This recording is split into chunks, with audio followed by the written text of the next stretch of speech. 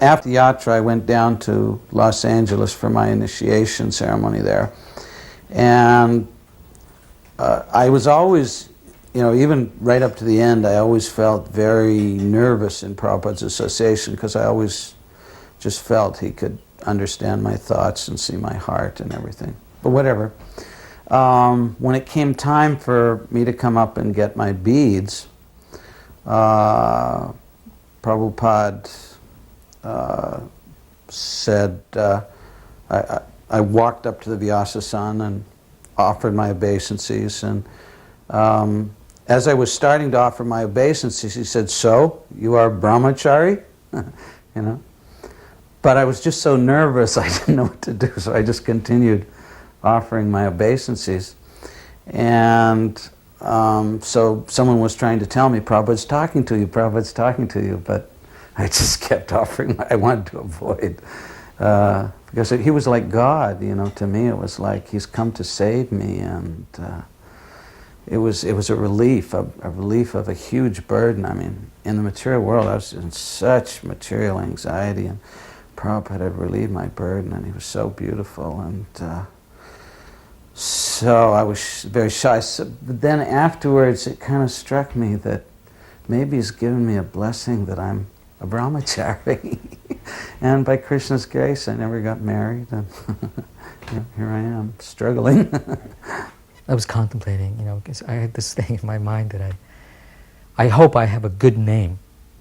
It was very important to me, the name that because I so far had liked everyone's name that I had met as initiated devotees, but I was worried that I would get a name that just didn't sound right, that wasn't me, but I knew that I had to accept it because it was obviously, because Prabhupada knew what my spiritual name was, so he was going to call me by that name. So it was just a struggle going on inside my, completely on a superficial platform. It had nothing to do with it was just distraction. My mind was just distracting me from. But I had some significance, I knew, so I dwelled on it as long as I needed to. And I was thinking, the name, I was attracted to a particular name. I thought, well, maybe I'll get that name. This is a good name. I like the sound of that name. And the name was Madan Mohan. Madan Mohan. I kept saying Madan Mohan. Boy, that's a good name. I hope I can get that name. Obviously, totally whimsical. So, a few days passed, the time for initiation came. In the meantime, I had gotten some ready-made beads, which I was... No, actually, these beads I had with me, and I had actually I had been using them because I had been in a temple for about 6 months in Montreal. So these were my beads. So I brought them with me to the yagya, to the initiation. And it was a beautiful scene, of course. I'd never witnessed so much grandeur and so much effortless grace, all in such a small, in a small space, and there's such simple gestures. It was a wonderful experience. But so during this, Prabhupada would take the beads from somebody, then chant on them, then return them. When it came my turn, I handed him my beads. So he takes my beads, and they're not overly small. They were like the same size that most other beads were. But they were, on the small side. So I hand him the beads, and he takes them, and he looks at them with disapproval. He says, "You couldn't have gotten bigger beads?" And at that moment I'm thinking, beads, and I'm like, all of a sudden, I'm already being, I'm demolished. I have no land to stand on. I'm just like this. I didn't know what to say, so I'm quiet. I don't know. I think I shrugged, and he took the bead. And he chanted, and while he was chanting, I'm thinking, Madan Mohan, Madan Mohan. And that's, the mind is just going on. I mean, it was like on hold, waiting. Finally, he begins chanting. He hands me the beads, and before I take them, he says, "Is there already someone named Madan Mohan?" And then all the devotees are going, oh yes, yes, Prabhupada, here he is. And then with that, there's not a split second even. Your name is Baradraj. Chant, 16. I was invited to come up to his room to receive the Brahminical initiation, the Gayatri mantra. So I was really excited, and I walked into the room, and I gave my obeisances, and then Prabhupada motioned to me, he said, come closer. So I went close as I thought I should be, and then he said, come closer. So I sat right next to him, he made me sit right next to him. And then he gave me a piece of paper to look at with the Gayatri mantra on it. And then he said, come a little closer, and he began to repeat the words of the mantra, sort of, close to my ear. So I was very excited. We were alone in the room, and it was very intimate. So after that, I was going to leave the next morning. So he began to speak to me a little bit. He said, so you are leaving? And I said, yes, Prabhupada. And he said, so you are going by Calais. So I was wondering, why is he saying this? I mean, how does he even know about Calais?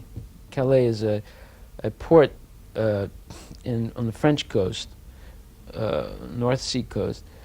And I was going from Dover to Boulogne. So I said, no, Prabhupada, not Calais. The hovercraft doesn't go from where I get from Dover to Calais. He said, you are sure? I said, yes, Prabhupada, you're wrong. Then I realized what I was saying. I was telling Prabhupada he's wrong, And I felt inside I shouldn't say that, So he just looked at me and smiled. I said, that's all right. He said, so thank you very much. And then I gave my obeisances, and Om Agyanya Timirandasya. And then he said, thank you very much. You continue, pursuing the work in Paris. So I went. So when I got to Dover, I kept thinking in my mind, why did I say no to Prabhupada? I should just not have said anything, So when I get to Dover, there's an announcement, ladies and gentlemen, due to rough seas today, the hovercraft will not be going to Boulogne. So I heard that, I was like a little bit surprised. And I said, exceptionally, the hovercraft will be going to Calais today. So I said, oh no, I said, what a fool I am. Prabhupada asked me, are you sure? And I kept insisting, yes, I'm sure. So I remember that very vividly, We've been apprised of the rules and regulations. He didn't go through it. He just said chant 16 rounds, and Krishna consciousness means happiness, which he had said many other times over the years. Krishna consciousness means happiness, which was a very, very strong thing. Prabhupada sometimes gave very nice, short instructions. We were in Nandagram looking at the paintings and the art, and it was beautiful. And he turns to me and says, art means full belly.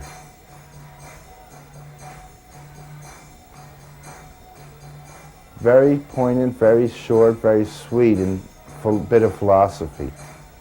He said, if someone is hungry, they cannot think about making or looking at art.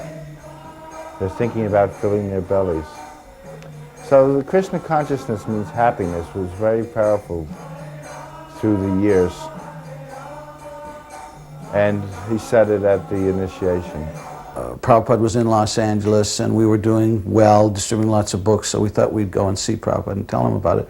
And all of us, I got this idea that we should memorize a verse in Sanskrit, because not many people were into Sanskrit at that time. I thought we should offer a prayer to him. So we came in to see Srila Prabhupada about lunchtime, and we offered him this prayer, Tvam na sandarsito dushtaram nistitir satam kaling satvarhang harang pung sankarnadara ibarnavam, that we think that you're goodness is met by us by the will of Providence, just to accept you as the captain of the ship. So, again, it was funny, I don't know. Krishna's right, I curse myself now, but Prabhupada asked us to take lunch with him. And I thought, no, we want to get back out and distribute more books, Prabhupada. So we missed another opportunity. My marriage was opposed by my parents. They were horrified at the idea that I was going to marry the movement. You know, they refused to come to attend. And my mother had sent a telegram to Prabhupada that I had a history of mental illness. Totally untrue. Or maybe true, but not to my knowledge. And that she was very angry and wrote a very angry letter to Prabhupada saying, a telegram actually, it was just the day before marriage, that this was, that I was, I didn't see the telegram, but I heard about it. Prabhupada called me in. This is my second interview with Prabhupada. Called me in, and right away, he said, I received a telegram from your mother. She says you are crazy. Is this true? I thought about it and I thought, no.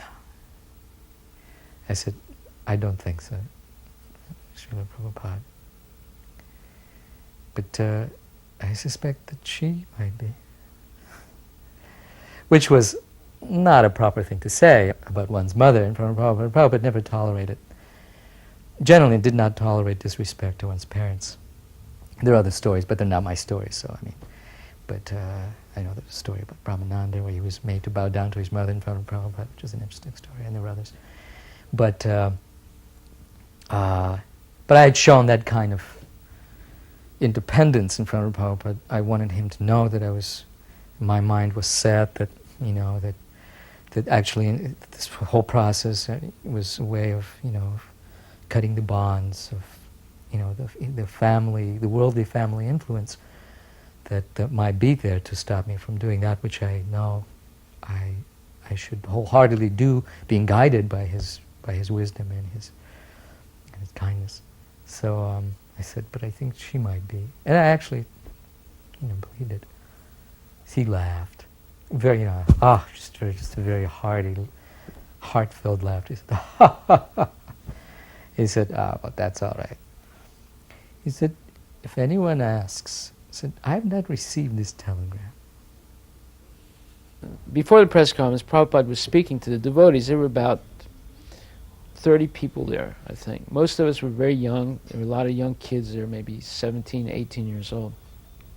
So I arrived after everything was in process, and when I walked in, I had the illusion that, I organized this thing, this is Prabhupada.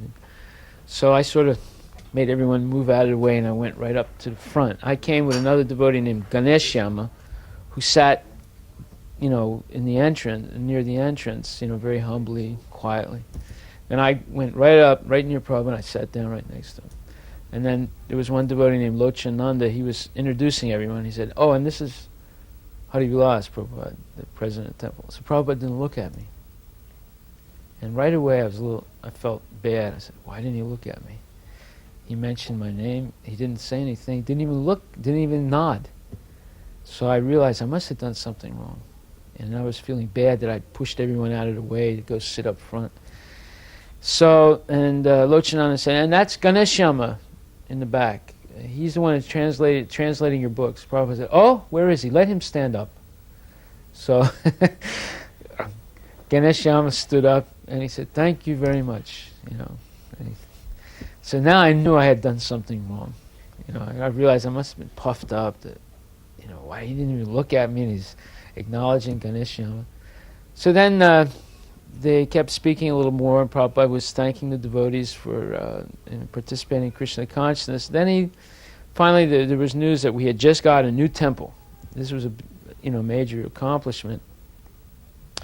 And Prabhupada said, where is it? And Lochananda said, it was a little bit out of town. So Prabhupada looked at me for the first time, and his look was very weighty, and I could barely look at him. I felt, very, let's say, puffed up, and he had already put me down in a sense, and I was feeling very contrite about it. And then he said, "So how far is the temple from Paris?" So that question sort of shocked me, took me off balance, and I was thinking, well, it's not very far, Prabhupada. He said, "Oh, how far is it by car?" I said, "Well, I'd say it's about 45 minutes. He said, "Oh, and by train?"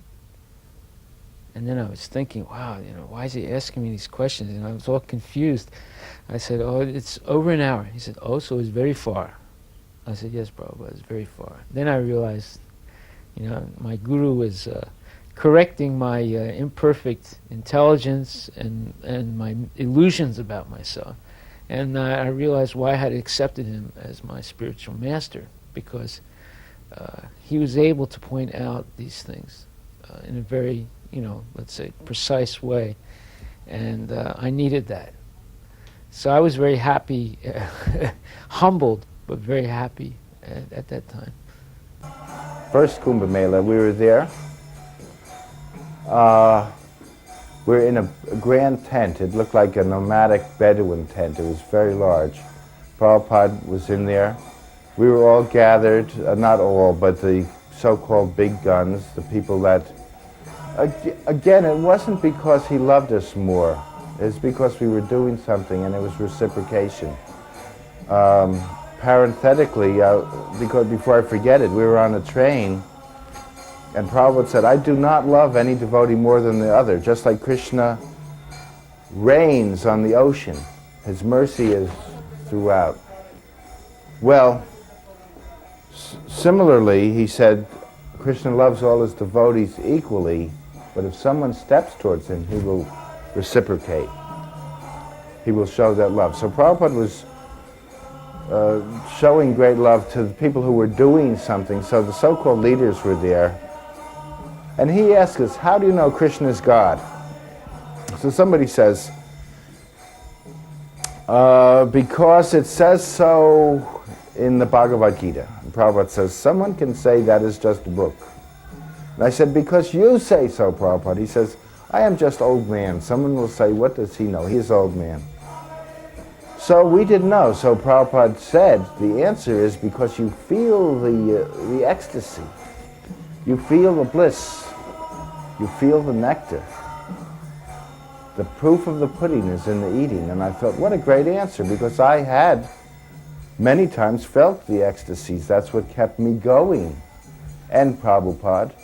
I was scholarly, but really my Krishna consciousness from the very beginning was interacting with Prabhupada. So Prabhupada had asked me to create some sample. He didn't say sample, he said, "Can you draw a picture of Lord Chaitanya?" Obviously he wanted to see. So a few days later, after the marriage, and my wife, Rukmini, had brought in her paintings, and other paintings were there, Jarani's paintings. And Prabhupada would look at everything. And I did this drawing of Lord Chaitanya, which was not, in retrospect, it was such a struggle. I of course I did it in an afternoon or whatever. I had some time and I devoted some time to it. But I thought, well, it was not finished. The figure of Lord Chaitanya was there, but everything else was just barely sketched in. But I'd put in, everything I had into Lord Chaitanya's face and his expression and his attitude, whatever I understood to be right, to be put into the picture. And Prabhupada looked at other pieces of art, and mine was rolled up on the desk in front of him. And he looked at Rukmini's painting, and he appreciated, and he said, "That's nice." Or I don't know if he said anything at all. He was appreciating it. And then he noticed that there was this rolled up paper in front of him on the desk, and he said, "What is this?" And someone said, "It's a drawing by Baradraj." And Prabhupada took it and he unrolled it. And as he was unrolling it from the top, I could see that he was looking at the first thing he saw was Lord Chaitanya's face. And as soon as he got to it, his eyes got big, really big. You know, and Prabhupada's eyes were big to start with, but whenever he got excited about something, they'd like really, really expand. And then he unrolled some more, and then he got to the rest, and then he finally, when he unrolled the whole picture, he had the biggest grin on his face. I mean, his face was just expanding, and his teeth were just showing. It was like his whole face it became like a sun, you know. It was like he was shooting his rays, and he was looking at it and said, "Ah," he said, "the husband is better." After the press conference finished, an introduction to the devotees, I ordered a taxi, and then we got in a taxi. Myself, Prabhupada, Aravinda, and Shyam Sundar. And I was sitting on the left-hand side in the back seat, Prabhupada was sitting in the middle, and Aravinda was sitting on the right-hand side. So we started driving through the center of Paris. We went to a major place or crossroads called Le Concorde, which is a very, very prestigious place in Paris. And there you can see the Champs-Élysées going up to the Arc de Triomphe, and the obelisk, the Egyptian, let's say, Egyptian form that was brought to France by Napoleon. So at that time, Prabhupada asked me. At that time, I asked Prabhupada a question, because I was always reading the Bhagavad Gita, and I was always writing down questions. If ever I would meet Prabhupada, I would ask him. So there was a lot of traffic. We were stuck in the traffic. And I asked Prabhupada, I said, "Prabhupada, what does this verse mean?" And the verse was that, Ya Nisa Sarvabhutanam, what is time of awakening for massive man is nighttime for the sage, and what's time of awakening for the sage is nighttime for the massive man. So I asked him, what does this verse mean? So he didn't, there was noise. So he said, what is that? And then Aravinda said, what does this verse mean? And Prabhupada said, oh yes, he says, he heard time of awakening. What does this verse mean? Prabhupada said, yes. He said, 4 o'clock. He said, all our devotees wake up 4 o'clock. And they take shower and go to Mangal Arati. So I said, I looked at Aravinda, and then he smiled, and he said, no, Prabhupada, what does this verse mean? Ya Nisa Sarvabhutanam. And Prabhupada started to smile, and he said, yes, he said, this means that when we see the karmis, we laugh. And when the karmis see us, they laugh. But our laugh is better. He said, we know that they're wrong. He said, they see us and they think that we're wasting our time chanting Hare Krishna. We see them, we know they're wasting their time in material life. But our laugh is best. The first exhibit was completed miraculously, and it was that year when all the devotees, the first time devotees came out in droves for the Gauranga festival, and it was a wonderful year, and Prabhupada came, and lo and behold, we actually completed an exhibit which was arranged in a kind of a horseshoe in front of the incomplete Mayapur temple at the time. So everything was like that, shacks, the exhibits were made in these bamboo shacks, and everything was like just barely kept together with some cow dung and arrowroot and twine, and but I thought, to this day, I think those are the most wonderful exhibits that we had created. There was such vibrant, raw energy, real wonderful. And so we started. At one end. We actually started somehow. I wasn't there. I missed the beginning. I was, preparing something and getting things ready, and the tour, Prabhupada's tour, had started. It was his first time of seeing the exhibit, and all these devotees were there. So I'm running, to try to catch up. And so they started at the wrong end, and going backwards from the end to the beginning. The beginning exhibit was my work, And one of the end exhibits was Rukmini's work. Not the end exhibit, but one of the last ones. And after the first or last exhibit, Prabhupada moved on, and he came to the exhibit that Rukmini had done, which was wonderful. It showed it was an exhibit of Lord Chaitanya in fainting ecstasy in front of the Jagannath Murti, Jagannath, Subhadra, and Balaram. And Lord Chaitanya was like a stick in this transcendental, ecstatic condition. And Prabhupada looked at it, and you could tell he was drinking the nectar and that he was affected by it very much. And he said, "Who has made this?" And by that time I had caught up, with the procession, and I said, "Rukmini, my wife, has made this." Prabhupada said, "Very, very good." So then slowly moved on to the next thing, came around, and finally came to the last exhibit, which is my exhibit. And it was an exhibit of Prahlad, of Nrsingadev tearing Hiranyakashipu, and Prahlad standing there and offering him prayers. I think a picture of that exhibit actually made it into the songbook, one of the early publications. And Prabhupada looked at it and said, "Well, who has made this?" I said, "This is my work, Srimad Prabhupada." He said, "You still have some learning to do." He said, "This is not yet perfect. The wife is better, I think." So we're back in the tent in the Kumbh Mela, and so Prabhupada says, "You know Krishna's God by the ecstasy. The proof of the pudding is in the eating." So many, many years later, I'm talking about 7 or 8 years later, we're in Philadelphia on a morning walk. Prabhupada says, he stops, everybody stops. "How do we know Krishna's God?" So I let a few people say this and that, and nobody knew. I said, "Because we feel the ecstasy, we feel the nectar. The proof of the pudding is in the eating." He says, "No, because the Bhagavad Gita says it." So I said, "But Prabhupada, you said," and by that time he's down the way he's walking. So it was one of those seeming contradictions that didn't contradict, because it's transcendental.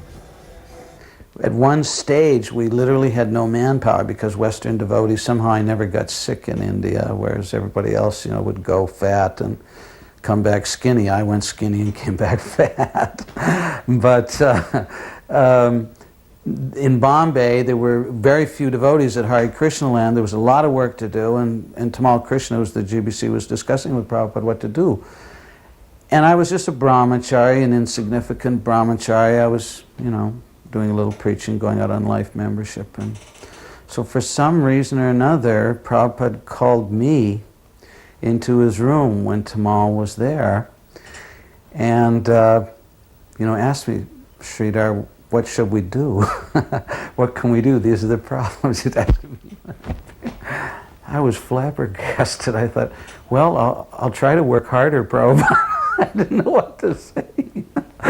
So it was bewildering. So when Prabhupada walked in,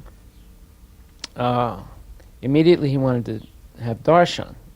It was just a Guru Garanga altar. We had a picture of the Panchatattva. So he walked into the temple, and I was very, a little tense. I didn't know what was going to happen, if he'd approve. It was so simple. And he looked, and he said, "Oh, my Guru Maharaj is here." And he gave his dandabats. So that that really impressed me, because here was Prabhupada. This is only 1970, but still such a great personality, and he's giving his dandabats to this very, let's say, humble altar. So that was wonderful. He said, "An artist worships Krishna by his intelligence." So that very So just sitting and thinking of Krishna, intelligently making decisions on how to portray Krishna. That is engaging one's intelligence in worship. And by doing so, then Krishna reveals himself. The communist thing is going on in Calcutta at the time. They were bombing in North Calcutta. There were some seats for life members, a rupee each. Some communists came and they say to me that this is distinction. Those seats are for a rupee, and some people might want to sit in those seats and they can't pay a rupee. I said, well, some people are life members and they want to sit in seats, so we're making that option. They were complaining, so I said, well, go sit in the seats. If there's distinction and you like the seats, go sit in the seats. But previous to that, they did, and they were satisfied with that. It kind of diffused it. But previous to that, they had sent up a chit, a piece of paper on the stage that said, quit or die, to Prabhupada, quit or die, which was their languages, like, quit India or die. Does this sound all right? Quit India or die. Prabhupada starts out with the Brahma Samhita prayers. They're so beautiful. It just soothed everybody. There were 2,000 people, and there were some hecklers there. And we were worried. There was like some anarchists and communists and, young kids, but they were like a large group of them. So when Prabhupada first began to speak, he was sitting on a wonderful throne, Vyasa-san, that was built for him.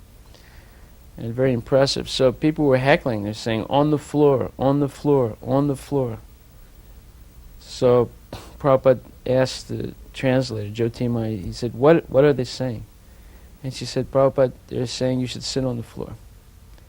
So there was a moment of silence. And then Prabhupada looked at, especially the hecklers, that they're part of the audience.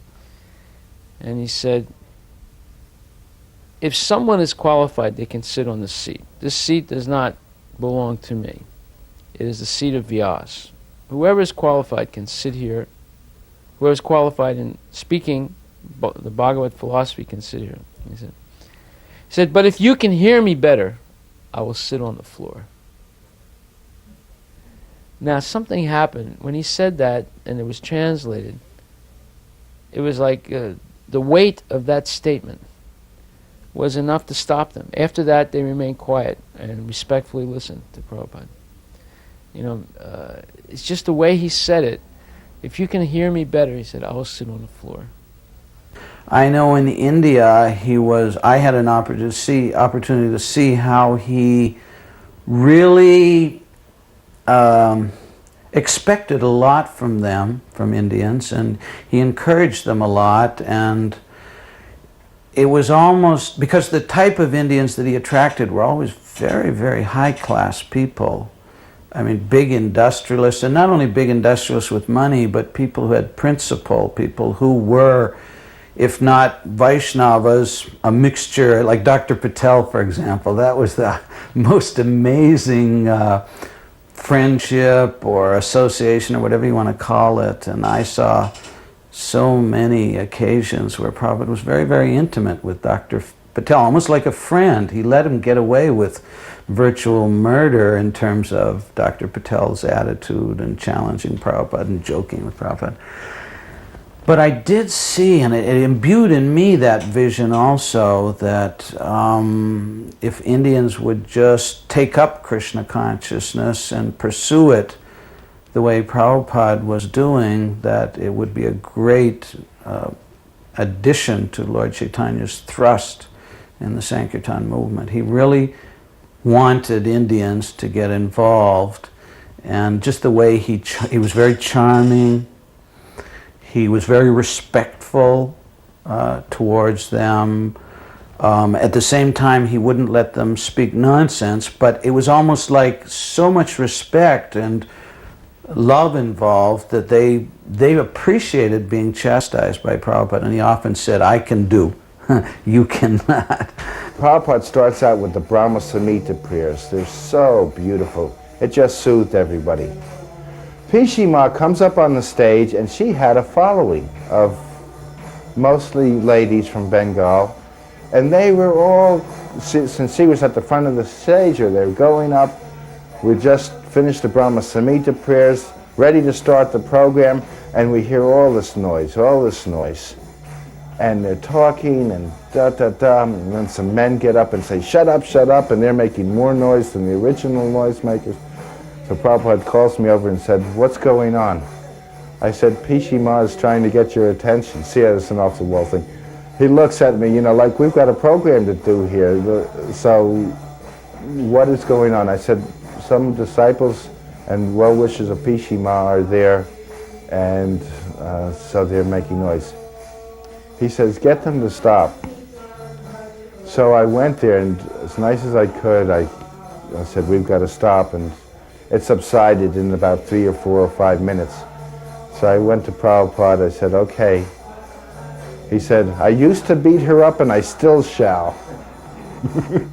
This Prabhupada was talking about qualifications, a man's qualifications, and how hard it is to judge, and that it is almost a gift to judge another man's qualities.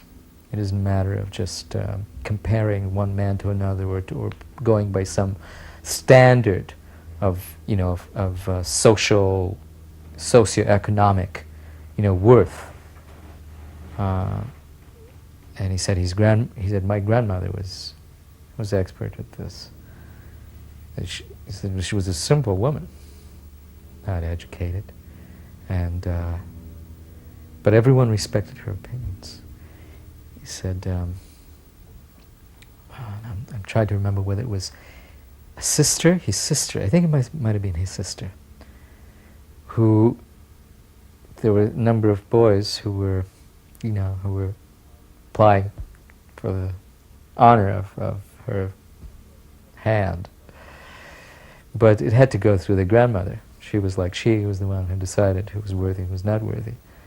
So, so this young man was there, and he was well educated, and she was like drilling him, He was educated and came from a good family. He had, there was money, and he was just, a gem of a person, upstanding, and so on. And then she said, can you ride a bicycle? He said, oh no, I never learned. And he was a young man in his, I guess, early 20s. She said, so she didn't say anything. There was one of the questions she asked him. And afterwards, so they came and said, well, what do you think? She said, he's worthless. And everyone was in shock, She said, he has no drive. He said, any boy, any young boy has an opportunity to learn to ride a bicycle, he will get on, even if it's not his own, some of friends, he will get on and try to learn. Who has any kind of drive? He said, he has no drive, he's worthless. So that night, about 12 o'clock, we're waiting outside the Olympia Theater to get a taxi, because we were so poor, we didn't have a car, we didn't have anything, we had just barely gotten into that house. So, as we were waiting near an outdoor cafe, I asked Prabhupada, I said, Prabhupada, I know you're tired, would you like to sit down here? So he just looked at the chair and he looked at the place and said, what is this place? I said, Prabhupada, this is an outdoor cafe. Cafe? They are drinking and smoking here? I said, yes, Prabhupada. He said, Guru cannot sit in such a place. So I felt, wow, I said, this is amazing. Every time I talk to Prabhupada, he instructs me about Krishna consciousness. Like, it was very, very, wonderful. So I said, okay, Prabhupada, I'm sorry. I thought maybe you were tired. He says, that's all right. He said, Guru cannot sit in such a place. So the taxi came, we went back. So on the way back, I asked Shyam Sundar, I said, it's 12 o'clock, 1 o'clock. Should we get up in time for Mangal Arati? He said, well, devotees should sleep 6 hours. So you just sleep 6 hours, you can get up. I said, is that all right? He said, yes, that's okay. So with that understanding, we took rest. So at 4:35 in the morning, someone is, like pounding my arms. Get up, you nonsense, get up! And I woke up, it's like from a bad dream. I said, what's the matter? He said, you're nonsense, Prabhupada is so angry. I said, why? What happened? He said, because there's no Mangal Arati, the devotees aren't up. I said, oh my God. I was really like confused, So I ran downstairs, and some devotees had just started, doing a kirtan, and everyone was looking at me with dirty looks, and why did you let this happen? I tried to explain, but then I just kept quiet, I didn't say anything. And then someone grabbed me and said, come on, hurry up. I said, what's the matter? I said, we just started Mangal Arati. Prabhupada wants you to come on a morning walk. So I went outside, and there was Prabhupada waiting, and we started walking. So that was wonderful. All of a sudden, we're in the fresh air. It's about 5:30, 6 o'clock in the morning. It's a very nice spring day. And at that time, Prabhupada started speaking, and he said, Sham Sundar, why are the Grihastas in Maya? He said, why are all the Grihastas in Maya? So Sham Sundar, he didn't say anything. And then Prabhupada stopped, and he looked at us, and he smiled. He said, because that is their position. He did describe sometimes what it was like to be on the coming here to the United States, that it wasn't all easy for him. And not only was he sick and he had to cook for himself and he felt out of place, but that even after he got here, at first he had some doubts. And the way he would counteract the doubts is to go to the shipping line and find out the times when the ships would return to India. And the customs guy, the customs man said, Swamiji, you have been coming here for a year and looking at the times, but when are you going? And he would say that. Then he said, when I first came to America, my plan was just to make sannyasis. And he looked at us. We were all quiet. And then he said, but that is not possible. Then I was thinking, let them get married. Husband gives wife one child. Wife goes to Vrindavan, husband takes sannyas. Then he looked at us again and he said, but that's not possible. I said, that's all right, you can chant Hare Krishna. So we were all like in a state of shock. So then we kept walking, and then Prabhupada said, he stopped and he looked at the house. He said, this house is first class.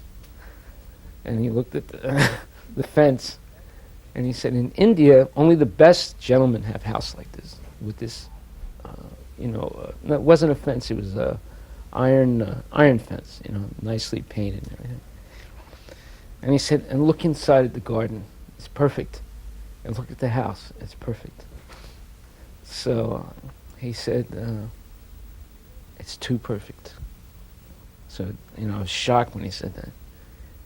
He says, too perfect, because the gentleman in this house cannot leave this situation. When he dies, he will take birth again. And he'll take birth as a dog or a bug to continue his attachment. Then he said, Griha Chetra Sutapta Griha Chetra Sutapta Vitar Janasi Mohayam Ahamameti. He said, it's too nice, and he will continue his attachment. He said, this is the flaw of material life. So, we went on, many things were discussed, and, here I'm living with a head full of ideas and charged with a dozen of projects, and I just arrived, I'm sort of like, I'm totally overwhelmed. I walked out, and, the first person I saw is like almost the first person I knew from America that I had hadn't seen for a long time, and it was Devananda, who was at that time already initiated as a sannyasi, Devananda Swami. And, how are you? And we were like, hugging each other and obeisances and trying to catch. It was like I was there standing on the steps for about, a minute maybe. He just started to talk. And all of a sudden, Satsrupa, who was Prabhupada's personal attendant at the time, comes running out. And he's like, coming towards me with this sense of alarm. He says, Baradraj, please come right away. Prabhupada wants to, there's something he needs to tell you. Please come back. Some say, okay, Devananda, excuse me, I have to go. Prabhupada's calling me. We'll talk later. And I was, literally, maybe a minute and a half I was there. And I'm running back into Prabhupada's quarters. And, which were at the end of this long walkway. And, I'm running in, and, I come into the room, I pay my obeisances. And I look up, and Prabhupada is looking at me very sternly. And he says, so, we have discussed so many things. You have so many things to do. I don't think you have any time to stand around and talk. Prabhupada wanted Indians to get involved in every aspect. He didn't just see them as people who could give money, although a lot of the gentlemen that he was dealing with were businessmen, but a lot of sadhus came to him also, a lot of very religious people. And Prabhupada himself was, before he took up the life of a sadhu, he was an aristocratic gentleman, and he moved in that circle. And he was, these were principled people. So there was one man, Mr. Brijratan Mota, who was a very big industrialist, and he was also the husband of the daughter of the leading Birla, which was the biggest family in India at that time.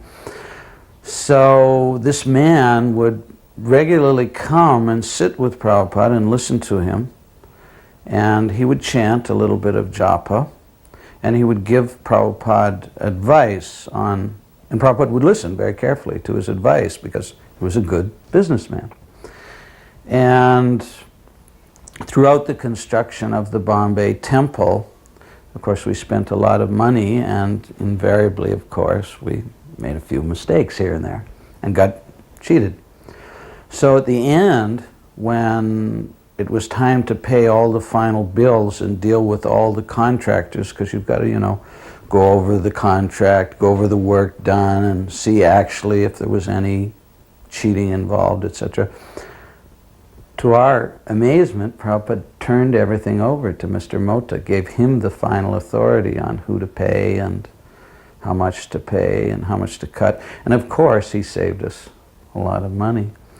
So I think there were many examples like that. In his writings, Prabhupada talked about the construction of Bombay Temple, and he wrote a letter to Giriraj about Sumati Morarji and told him that just form a committee and give the charge of building the temple to the members.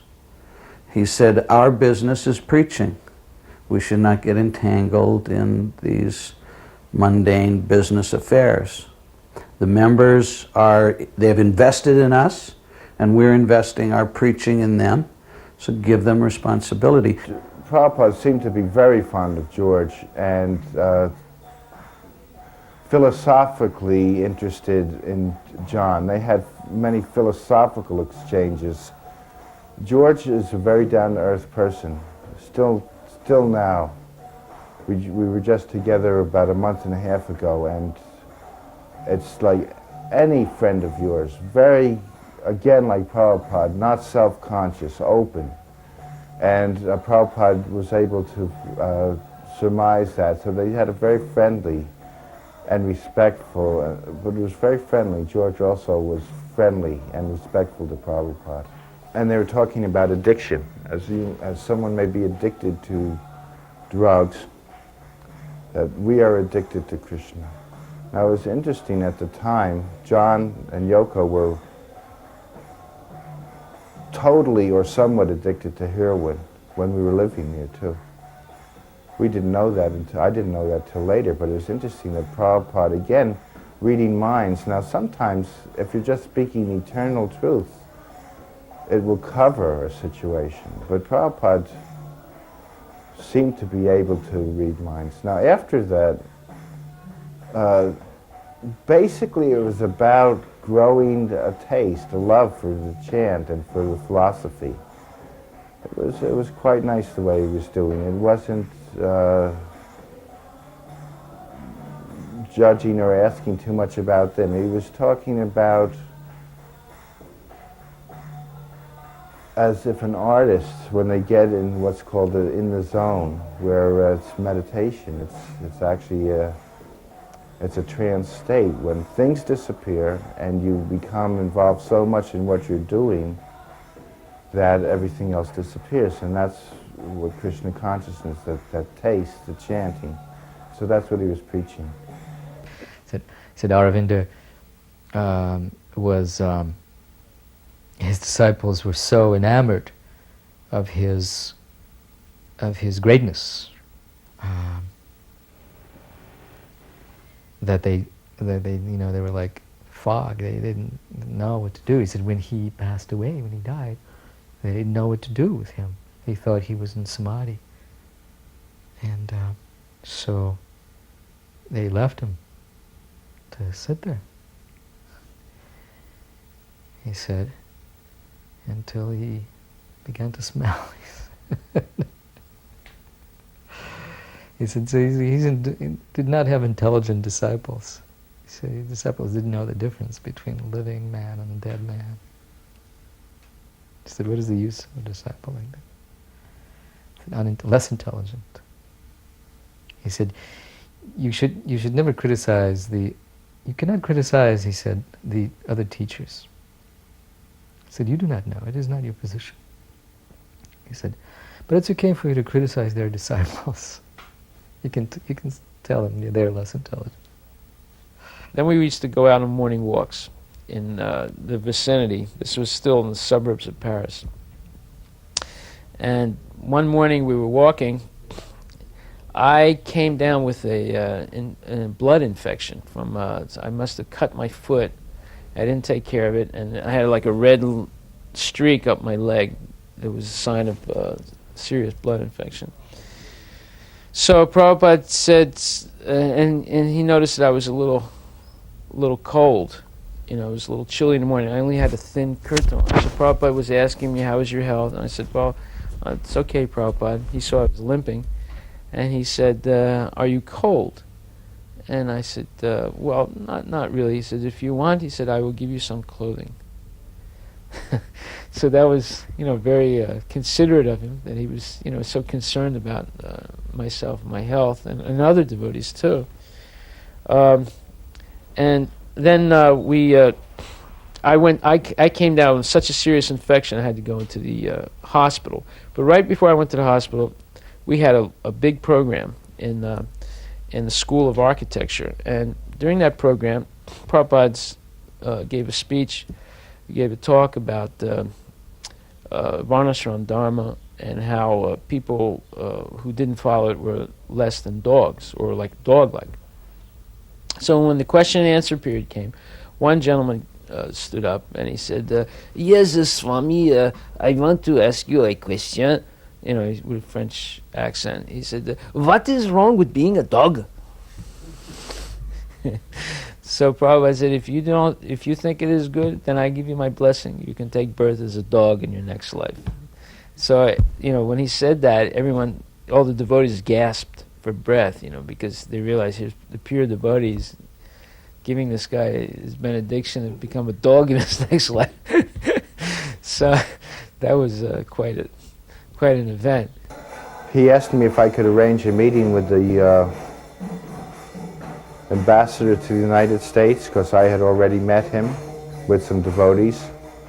And he was leaving Delhi in 2 days, so he wanted to see if I could do it in a day, or do it before he left, and I was able to arrange it the next day. And so we went there and we took some devotees,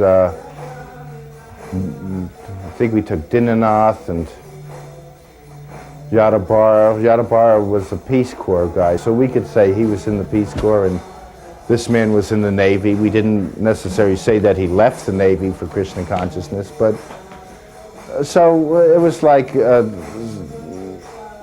sort of like trotting the people up to the showcase. But by this time we were friendly with him. He had already put me together with the Food for Peace people, and I was able to get many tons of food mixtures that we could distribute.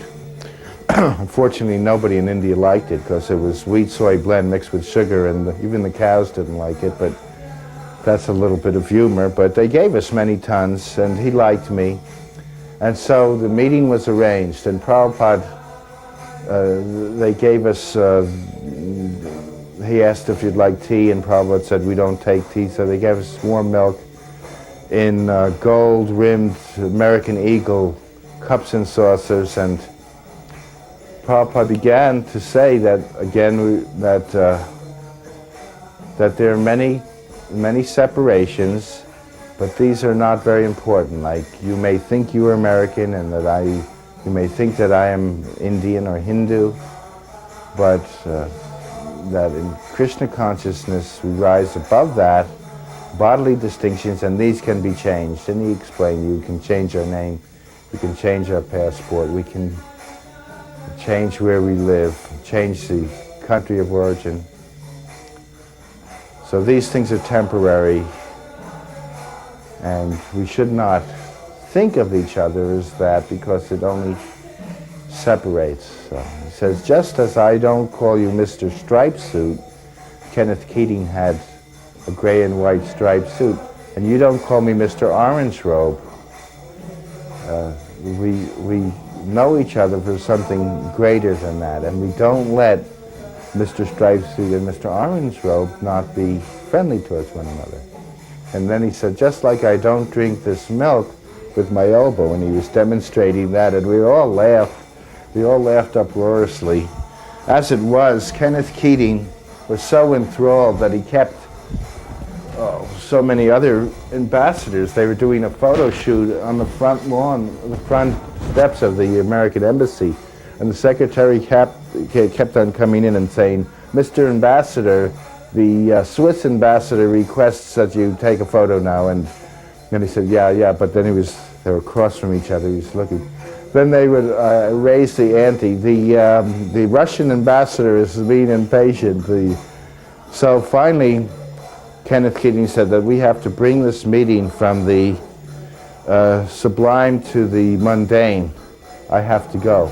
And Prabhupada immediately said, I have to bring this meeting from the sublime to the mundane too. I want to meet your president, who was Nixon at the time.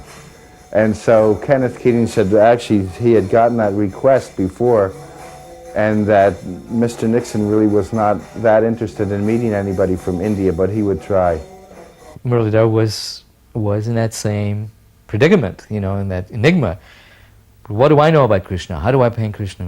This struggle, the eternal thing, and what's my qualification, and how is it possible, and what is, how can I look at what I'm doing as a divine representation, and if I can't, how will it be to somebody else? And so he asked, sitting with Prabhupada in the room, and it was one of those rare times. I think it was in San Francisco, actually. And Muralidhar was just starting to, he was a newcomer and was just starting to paint. Same thing, Prabhupada charged him with, with work. And so he wanted to know, so he was sitting around, and Prabhupada looked, and there were many different pictures of Krishna, and posters and calendar pictures and little things in Prabhupada's desk. And so Muralidhar was bewildered. He said, well, which one of and they were different. So he asked Prabhupada, he said, we have so many pictures of Krishna here, but they're all different. So which one is most like? Can you direct me? Can you tell me which one of these is most like Krishna? And he said, and Prabhupada looked at him as though he was totally crazy. said, I've never, he said, I've never received such a clear message from anyone that I'm out of my head. Prabhupada looked at him and he said, they're all Krishna. They're all Krishna. Each one of these is exactly like Krishna. Prabhupada, I think that our temple can be maintained by doing a little business.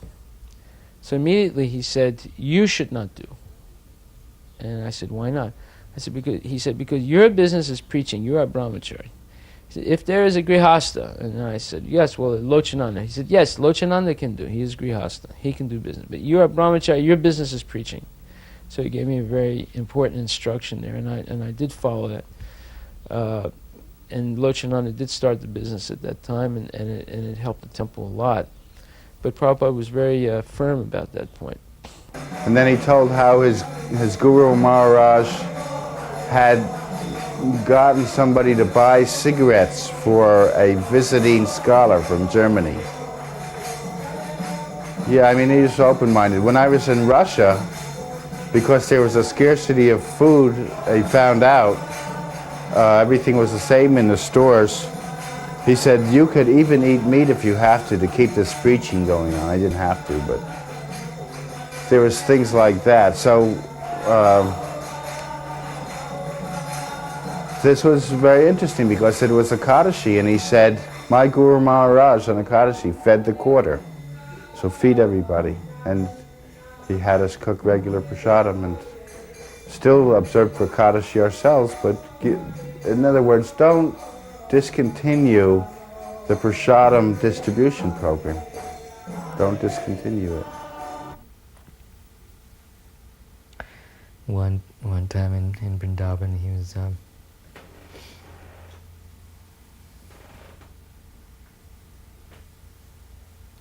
he was recovering after a long illness. Apparently, began to take his morning walks again, and the devotees were overjoyed to, turned out in great numbers to walk with him. And then Prabhupada was feeling very inspired, these walks. But he would come back from his morning walk, he was practically exhausted. He'd be laying there for the rest of the day. But on the morning walk, he was energetic. He would talk and be very animated and argue it, be very strong. And so I remember one morning he said, how is this? He said, I can walk, and when I'm walking, I have the strength. And here we are talking and walking and feeling strong. But when I get back, I'm not. He was just thinking out loud. He said, I have no strength. I cannot move almost. I said, what is that? And it was the other devotees who became really thoughtful with him. So, what is that? How is that? And Brahmananda said, it's transcendental. Srila Prabhupada. And Prabhupada looked at him for a moment and said, yes.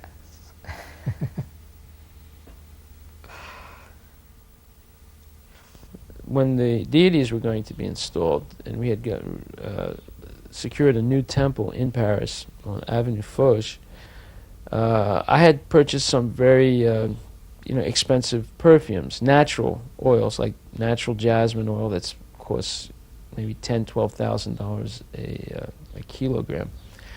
And I bought all these precious oils in smaller quantities for the installation of deities. So when Radharani was being bathed, Prabhupada applied some perfume on her face and her body. And then all of a sudden, he stopped. And then he asked for yogurt, because the perfume must have, some way or other, reacted with Radharani's skin, and created like a slight blemish on her face or on her cheek. So for the next 20 minutes, Prabhupada bathed her cheek with yogurt. And I felt very bad about that I had, I had purchased that oil. And he spent a long time bathing Radharani after that and looking at her and kept looking at her cheek and, was very attentive. I don't know how that happened, but, there was like, he was so attentive, and all the devotees noticed. He just kept putting yogurt there and looking at it and putting more yogurt like that. We were at Gaurachan Goswami's house for lunch, and he asked me, "What do you think of Gaurachan Goswami?" And I said that I think that he loves you. He's a rascal, but I'm fond of him. But he is a rascal. Prabhupada said, that is how I feel. He has invited us to have lunch prasadam. We shall go. So we're there, and again Prabhupada was sliding different chapatis, puris, sabji on my plate. He just kept on feeding me like that, all bitten, which I thought was great. And so then I would slide it on somebody else's plate so they could share in the nectar. So then Gaurachan Goswami, was smoking bidis. We used to sometimes take them when we were doing our parikrama of Radha Damodar temple. So because he'd say, "Where are my bidis?" and he'd yell, and we'd watch him getting excited, like the thief who used to be a thief and asked his guru. I like the response that you get from that people when their things are stolen. So the guru said, just put their luggage in other rooms, and then they had the response. And then he said, "My dear Prabhus, I was a thief, and I can't do that anymore. I'm a Vaishnava, but I just wanted to see the response, and here's your luggage back." So Gaurachan Goswami at the end of the meal wanted to have a bidi. He couldn't see. He was actually almost totally blind. So we went behind the door and had a bidi. The only thing he wasn't behind the door. He was sitting in the front of the door in kind of a sneaking view. And Prabhupada was eating, so then I said like that, and we had a good laugh because it was really obvious. He was trying to sneak and there was smoke all over the place. So I saw how he freely gave of his time to them. And he would listen to their problems. He would even, that was the wonderful thing, he would even talk about their family problems. He would talk about, petty things. And then, he would encourage them to come more often to the temple. Or, for example, Dr. Patel, one time Dr. Patel was sick for a few days on the morning walk. So Prabhupada got very concerned. Where is Dr. Patel? Somebody please call him, find out what's happening. So, overall, I was in Bombay for many years. Then I became the president of Calcutta. And there also I had a lot of opportunity to, actually more so in Calcutta, to be trained almost by Prabhupada. And I saw him working with the Indians. And to me, it just gave a whole new perspective to my understanding of how big Prabhupada's plan was in Krishna consciousness. It was, not some type of just cult or something, but he had an idea of a nation or an internation of Krishna conscious people. I asked Prabhupada that Gaurachan Goswami is in the Goswami family, but he doesn't want his son to eat prasadam with us. And Prabhupada said, yes, that is a distinction. You can find out how they really feel about us in Vrindavan. Invite them to prasadam. And if they come, they are for us. And if they don't, they are not. And it was one of these little etiquette things. After finding out that I spoke in the language, he said,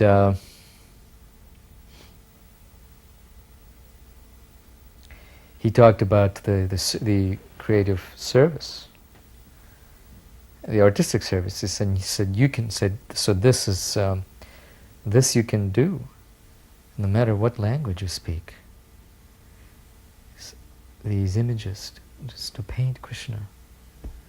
He said it. This speaks to anyone, anywhere in the world. It brings Krishna directly into their heart and into their mind. He says, this is not unimportant. This is great service. You should be convinced of this. So, the artists were beginning to feel more easy about, the pressure that was on them to stop painting and go out and distribute books, because there was that anxiety, but not being good enough. These people, they can only just sit there and paint, second-rate citizens. But Prabhupada said, no, he said, this is actually very important. So sometimes you can think of it as an even more important service, because it is not restricted. You have to translate into so many languages, and maybe a good translation, maybe not, but this, he said, this is direct preaching, he said. The dancers wanted to go be accepted more, and the book distributors were recognized, and the dancers and thespians were just like there. And so they asked me what to do, so I said, well, let's have a command performance for Srila Prabhupada as he comes into the LA compound. So he came in, and they had costumes, and they did it on the lawn, some Bharatanatyam type dancing and stuff. And then Prabhupada saw me, and he called me over to the car, and I said, the dancers and theater people would like to do a command performance for you. When would you like it? He said, tomorrow. So they did it in the temple. And as it was, I think Prajapati played Baladev, and somebody else smaller played the Pralamba demon, and Prajapati they were falling before he even had a chance to dispatch him. And they were clawing a cloth on the edge of the temple, and I looked over at Prabhupada, and he was laughing. So the next morning, we're in the BBT warehouse, and Ramaswara's talking away about, oh, these are the books, and these are the books. And this is one of the times Prabhupada was reading minds, I guess, because he said, where's Prajapati from that performance? Of course he wasn't on the walk, he wasn't a big gun, so somebody ran to get him. So when Prajapati came, Prabhupada said, let us distribute these Krishna conscious arts in every town and village, just like the books. And so they were able to go to India, and it was an affirmation for something else, that if your inclination was not to stand in a Kmart, maybe you still could be valuable. There was a devotee whose name at that time was Patitudharan, tall and lanky and very individual, much of an individual. He danced in his own way, he talked in his own way, he in short, he was unconventional in many ways. So he obviously didn't fit into that narrow category of, book distributor. So he, obviously going on in his own mind with some dilemma. So he said, after a nice big kirtan in temple, Prabhupada gave a lecture, and then all of a sudden he said, are there any questions? So he kept, out of the blue, he said, Srila Prabhupada, we're all here, he said, I'm paraphrasing, he said, we're all here eager to hear what will please you. We want to do what is most pleasing to you.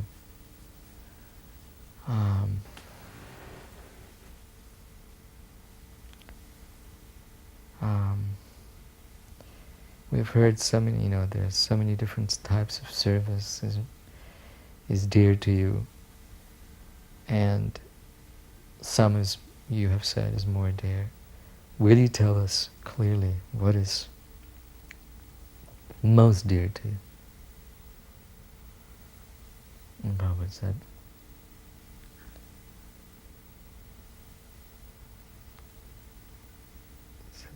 just chant Hare Krishna and become simply wonderful.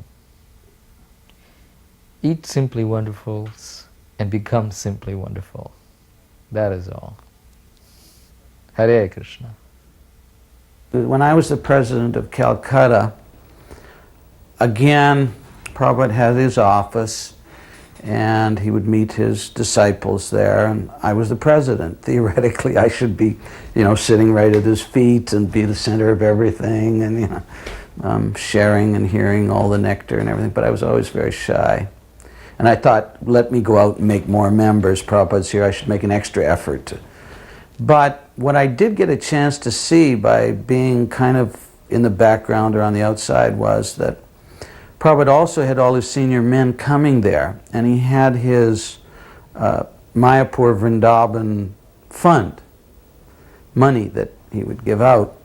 And it was very, very interesting to watch how the leaders, such as Jayapataka Maharaj and Bhavananda and Tamal Krishna Goswami and Giriraj Swami and Gurudas from Vrindavan, and they would all come, and Prabhupada, he didn't pick a project that he wanted to favor as much as he would look to see how much the devotee was enthusiastic about his project and how much he was prepared to organize it and manage it well.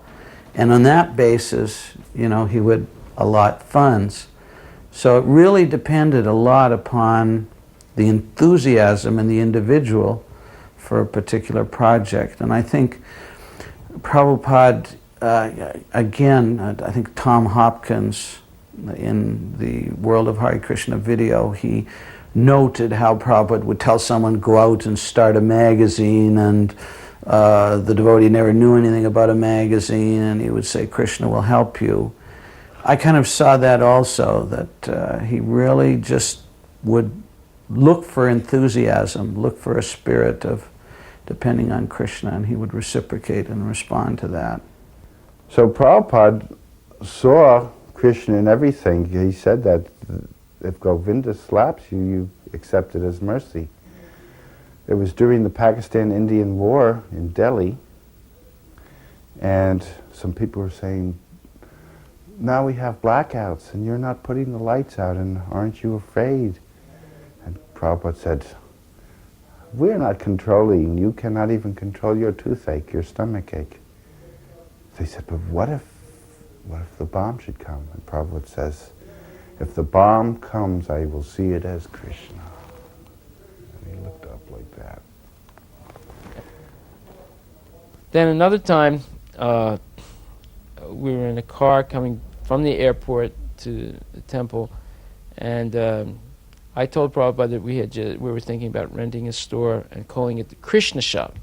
Prabhupada said, no. He said, call it Hare Krishna shop. He said, let them say Hare Krishna once in their life. And then he told the story of a Puranic story of a man who was charged by a boar, a wild boar. And he screamed, Haram, Haram, which means untouchable, dirty thing. And at that point he died. The boar, injured him, and he died. And Prabhupada said he went back to Godhead because he said, Haram. Now Haram means untouchable in Urdu, or whatever language was spoken at that time. But because it approximates the name of God, because he said that, he went back to Godhead. So Prabhupada said, this is how powerful the holy name is. Therefore call it Hare Krishna Sat. Let him at least walk by and see the name of Krishna and say it. So it was very, I was very, pleased to hear that. And when we did open something up, we called it Hare Krishna Sat. But most of the time people did not tell Prabhupada the full story. And one other thing, since I'm thinking of it, when they did, Prabhupada always wanted to rectify it right away. He didn't want to let it fester. For instance, the people from Hawaii who weren't initiated at the time, Siddha Swarupananda's folks, came to New York, and I had already hosted them in London, and they wanted to buy some books, over $300 worth. So I said, sure, I sold them. So the next day, someone told on me to Prabhupada that he had sold those books to the people in Hawaii. So Prabhupada, like many times before, got all the parties together. And he said, I'll give the name because it's personal rather than slandering. He said, he looks at me and says, Bhavananda says that you have sold over $300 worth of books to the people in Hawaii. And then he says, they are reading my books? And he does a mock thing like that. And they are chanting the holy name? And Bhavananda wanted to crawl under the cushion. So what I liked about Prabhupada is, rather than backbiting and this kind of thing, he'd get all the parties together, bring it out in the open. This was done all the time. People would get read. Oh, such and such says that you're da-da-da. So I like that very much. And this was in the last few days of his life, actually. Unknown to me, of course. I kept thinking there was Prabhupada was going to blow us away by just all of a sudden, one day just saying, okay, it's, get enough of that, I'm back to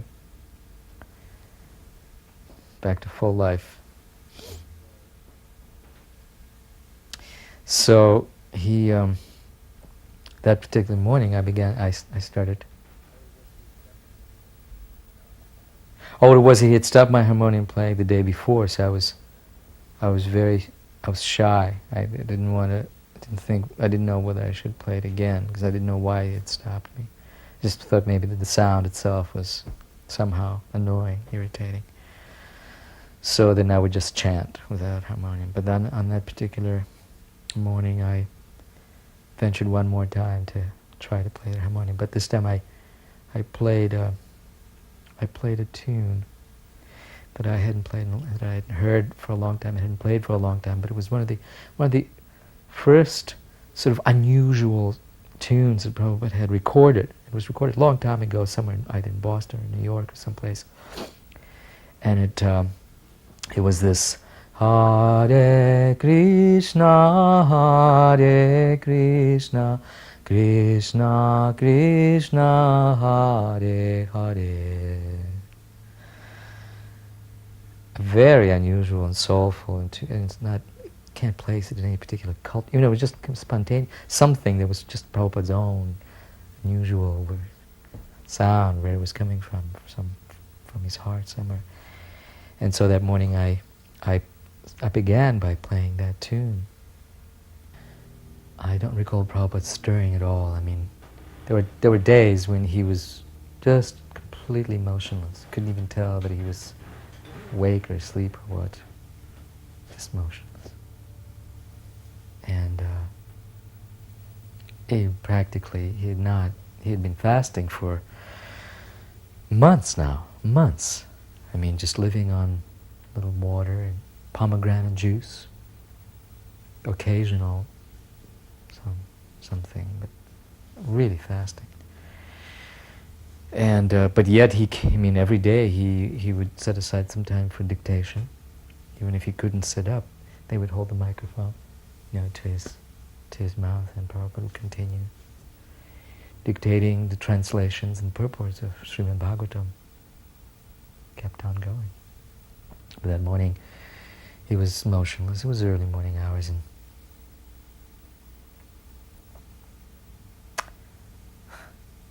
and suddenly I looked up. I noticed he had motioned to one of his attendants.